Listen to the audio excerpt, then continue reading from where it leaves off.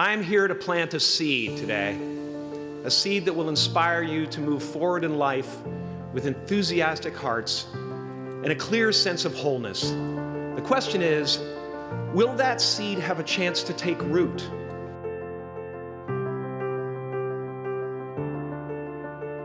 Because life doesn't happen to you, it happens for you.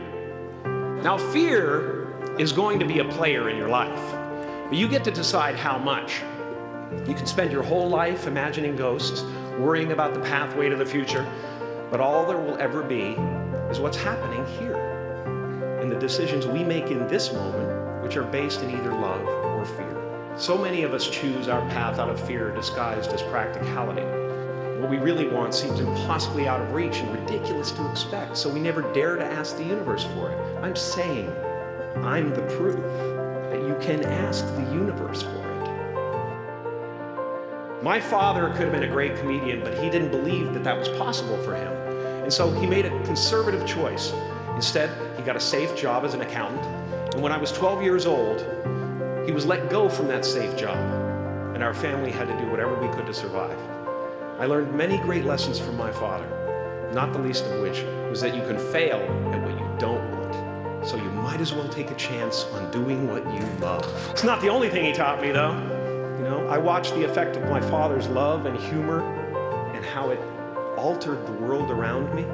And I thought, that's something to do.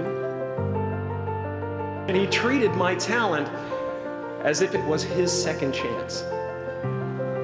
When I was about 28, after a decade as a professional comedian, I realized one night in LA that the purpose of my life had always been to free people from concern, just like my dad. I am at the top of the mountain, and I was, and the only one I hadn't freed was myself, and that's when my search for identity deepened. I wondered who I'd be without my fame. Who would I be if I said things that people didn't want to hear? Your need for acceptance can make you invisible in this world. Don't let anything stand in the way of the light that shines through this form. Painting is one of the ways I free myself from concern, a way to stop the world through total mental, spiritual, and physical involvement. But even with that comes a feeling of divine dissatisfaction. Because ultimately, we're not the avatars we create. We are not the pictures on the film stock. We are the light that shines through. All else is just smoke and mirrors, distracting, but not truly compelling.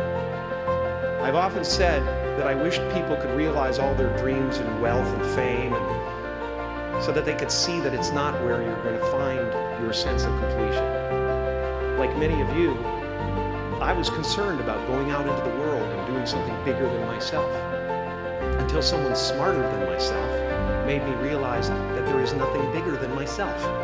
My soul is not contained within the limits of my body. My body is contained within the limitlessness of my soul. As that shift happens in you, you won't be feeling the world, you'll be felt by it. You'll be embraced by it. Now I'm always at the beginning. I have a reset button, and I ride that button constantly. Once that button is functioning in your life, there's no story that the mind can create that will be as compelling. The imagination is always manufacturing scenarios, both good and bad, and the ego tries to keep you trapped in the multiplex of the mind. Our eyes are not viewers, they're also projectors that are running a second story over the picture that we see in front of us all the time. Fear is writing that script, and the working title is, I'll Never Be Enough. No matter what you gain, ego will not let you rest. It will tell you that you cannot stop until you've left an indelible mark on the earth, until you've achieved immortality. How tricky is this ego that it would tempt us with the promise of something we already possess? Relax and dream up a good life. As far as I can tell, it's just about letting the universe know what you want and working toward it while letting go of how it comes to pass. Your job is not to figure out how it's going to happen for you, but to open the door in your head. And when the door opens in real life, just walk through it. And don't worry if you miss your cue, because there's always doors opening. They keep opening. I'm just making a conscious choice to perceive challenges as something beneficial, so so that I can deal with them in the most productive way. You'll come up with your own style. That's part of the fun. Oh, and why not take a chance on faith as well? Take a chance on faith. Not religion, but faith. Not hope, but faith. I don't believe in hope. Hope is a beggar. Hope walks through the fire and faith leaps over it. You are ready and able to do beautiful things in this world. You will only ever have two choices, love or fear. Choose love, and don't ever let fear turn you against your playful heart.